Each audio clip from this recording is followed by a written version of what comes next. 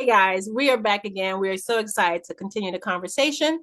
We are still on letter number 3. If you're following along with us, and I'm gonna let Ron introduce and pick up from where we left off. All right. Hi, everybody. Thanks for joining us again.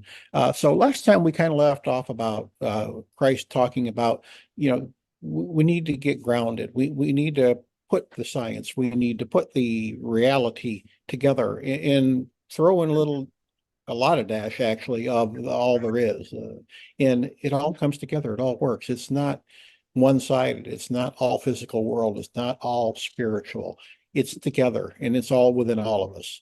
So, Ron, are you it fits together like a puzzle, or do I have to treat them separately?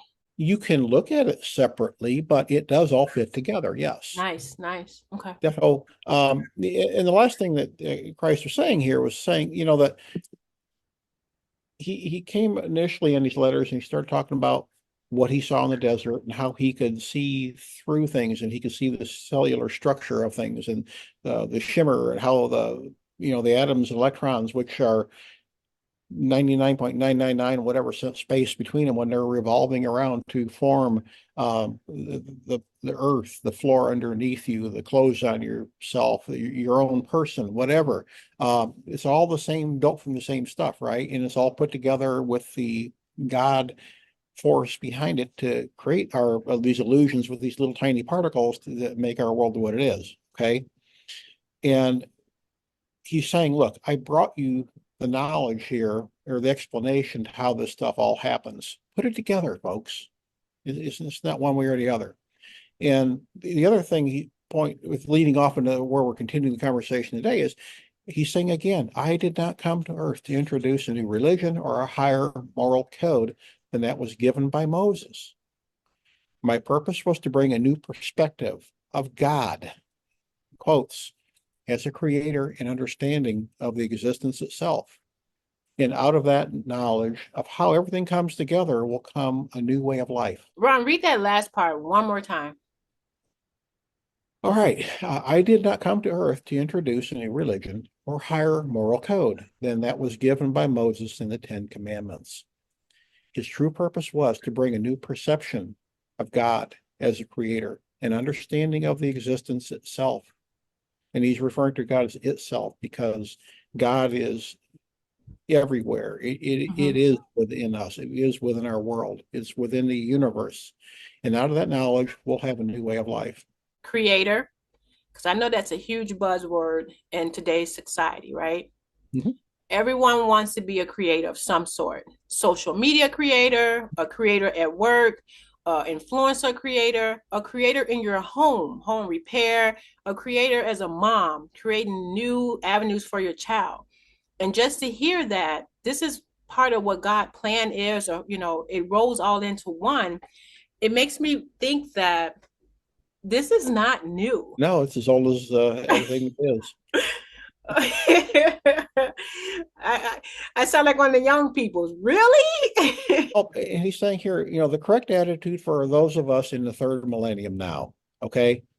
How much within scientific knowledge have we moved forward since he was here 2,000 years ago? It's kind of mind-boggling where we are today. And even in the last 20, 30, 40 years, things are just accelerating so fast. I agree. And he says, the important thing for us now is to acknowledge that the miracles that he performed back then are capable of the average human being.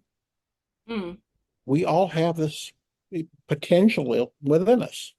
What popped in my mind is that hurricanes, tornadoes, storms, the different things that we have been experiencing. Hmm? And Also says, miracles really aren't a thing. okay. They seem like they're magical to us Mm-hmm. because on our everyday existence, they don't happen all the time. But they do. And something else, another point he brought up before was that based on our energy, based upon our thought consciousness, we form our world that Right. each one of us lives in, right? Correct. Okay. So what happens to all the negativity in the world that is so prevalent And really it has been prevalent for a long time. We can't say it's more now. I mean, look how many world wars and how countries were taking That's over true. themselves, That's true. since the world began. Where Yep. does all that go to? I mean, good stuff happens, and I've found several things that I've been able to manifest my personal self, and it feels like a miracle because why did they happen otherwise? But like to think that it's because of the positive energy that I put forth towards certain things, at least. Um, on the other side of that, where does the robbing, the killing, the raping, the bad thoughts, the negativity between people, where does all that go? That comes, okay, that's the storms. I It's agree. I agree. the viruses, it's the illnesses, it's the feeding, people feeding upon bad will and creating wars Exactly. and Exactly. like it's happening in Hamas right now. No, but I know what you're Uh, saying. Yeah. Just the current events of the world right now, and people Mhm. say, "Why is this happening?" And especially, and I know people that say, "If there's a God, He wouldn't allow this to happen." And I'm like, "Well, that's one way to look at it. I choose not to look at it that way." Yeah, no, God does not change our world. We change our world. That's the Exactly. whole basis. Quick story, guys, just to make it relatable. My friend needed his birthday's coming up. He needed a new license, and he immediately went negative. You know what? There's nothing wrong with my license. Um, this is a man-made created problem. I don't believe I got to take off work to go down to the DMV, blah, blah, blah. And I was like, well, why are you been so negative about it? Well, just give me a reason why you should have to update your license if nothing's ever changed. I'm almost 60 years old. This doesn't make sense. And I said, okay, I guess I've been doing it my whole life. I don't see the big deal. It's just me paying taxes. It's me going grocery shopping. It's me paying the light bill. Maybe I'm conditioned to it. And I'm not saying I shouldn't question everything and be an acceptance, but it's just the process. He took his butt down there to the DMV with his hospital birth certificate, his ratted social security card, probably from 1950. He had some pieces of mail, some bills, and they told him, no, get out of here with this. You need to go to get a birth certificate from this century. Mhm. And while you at it, get a new social security card. And Yep. that just set him off. I told you. And I go, really? And I let him vent. I let him talk. And I said, and I told you, all of your negative thoughts created that. That late you manifested that is what I told him. And he was laughing at me because I guess it hit him like, well, yeah, I was negative. I go, I'm just saying, you created all of that. Mhm. I said, just take ownership for that.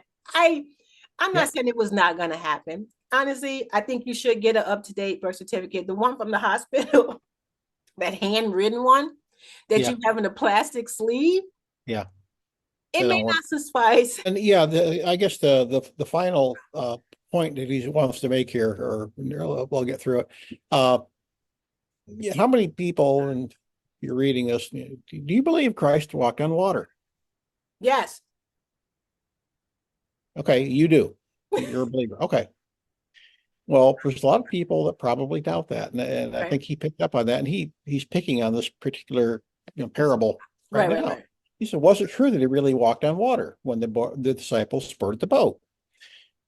Um, if you read the biblical account, you realize that the disciples left him behind, and he was resting, right? Right. And he yearned for an opportunity to withdraw from just everybody and basically crawl up by himself and get some rest, and be away from people. Mm-hmm. Well, he fell asleep, and uh, he started meditating, which I think it was so natural for him by that time that he's kind of uh, go off with the trance along with the body being able to rest, right? Right. And while he's in that spiritual state, he transcended the human consciousness. Now, a lot of people today refer to that as the fifth dimension. and not the music group. It's, in our existence, it's called the fifth, where your mind kind of leaves. It's very similar to when people have a near-death experience and they leave their body and they see the events happening, around the hospital room or wherever they happen to be when Okay, they're like you're outside of your in body. between. Yes, yes. Okay. And that's what happened to him. He was in a very high state of spiritual connectivity there, and all awareness of his physicality disappeared. And he was so ecstatic that he was lifted up into the universal stream of life. Hmm. And he knew that universal life, which is, the state of God, the spirits, and everything else, was made visible to him. And he knew it was life itself. And he slipped beyond the earthly consciousness into the universal life consciousness. And the laws governing his physical body were transcended, no longer applied to him. Okay. Mm. But like the images he saw in the desert, that was still him. And there was a shape that resembled him, even though it was maybe a kind of a shimmery sort of shape.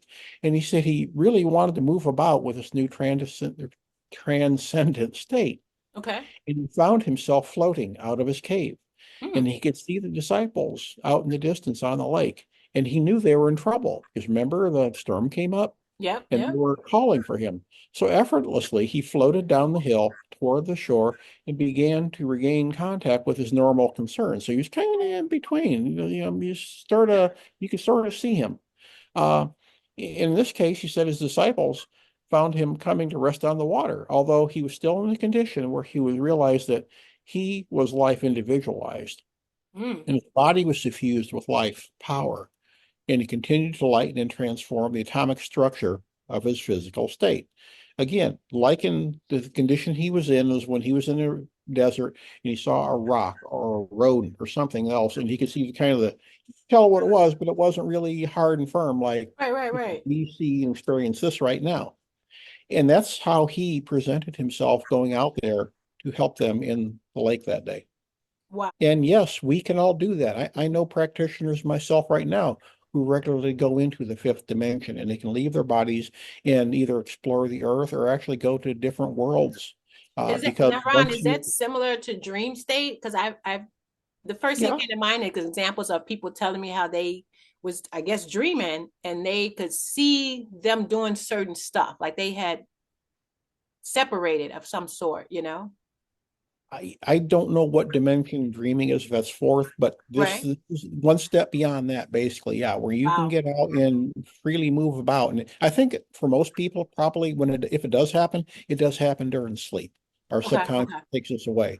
But there are practitioners who can just get in a really quiet meditative state, like sitting here now, Right. and be able to lift that and maybe go talk to, other worlds or whatever. It's real because when you're in that level, energy is energy. It's like the electricity that um the traditional way to think of electricity is with wires, right? And Right. that's Right. Right. physical there. Hmm. Okay, what about your cell phone? Okay, Yeah. mobile charger, right? How does Yep. electricity get into there? There's no physical attachment. So when you're in a transcendent state like that, there is no physical attachment to your body. Hmm. It's your energy, your mind, your consciousness that elevates out of there Wow. and moves where it would like to go or where it's called to. That's amazing. It And is.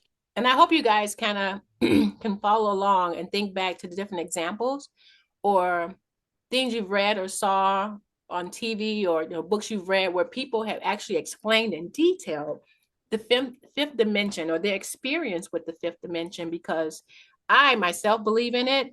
So yeah, that's next level for me, Ron. I don't know about you because I know you're a reader, I know you're a practitioner, and you practice your craft, weekly, daily. Mhm. So that's amazing. Oh, if you have an experience, if you have something you want to share about the fifth dimension, or let's just say you don't believe in it, drop a comment down below. I would love to know your story, your side of it. Next level for me. Yeah, well, I think as human beings, it's natural for us to be maybe afraid or maybe wary or Yeah, concerned about something we've never experienced before. exactly. And the first in your mind, I think about like, does it hurt? Will it have effects? But then there's part of me that know, Ron, that like everything that comes from God has never hurted me. it has only blessed me. You know what I'm saying? Yeah. It's just, like you said, the unknown. Yeah. All righty, guys. I hope you enjoyed this. We are now graduating onto the fifth dimension. Wow. I feel sometimes, Ron, I'm learning more than our audience because I'm on my spiritual path to being bigger and better. My best self is all possible. So yeah, this is awesome. And the book is also available on Amazon. Don't forget that. Yes, and you can find us on Amazon. So, we're trying to do our best to make this an easy, accessible process for you. So we're trying to reach out to different avenues to meet you where you are.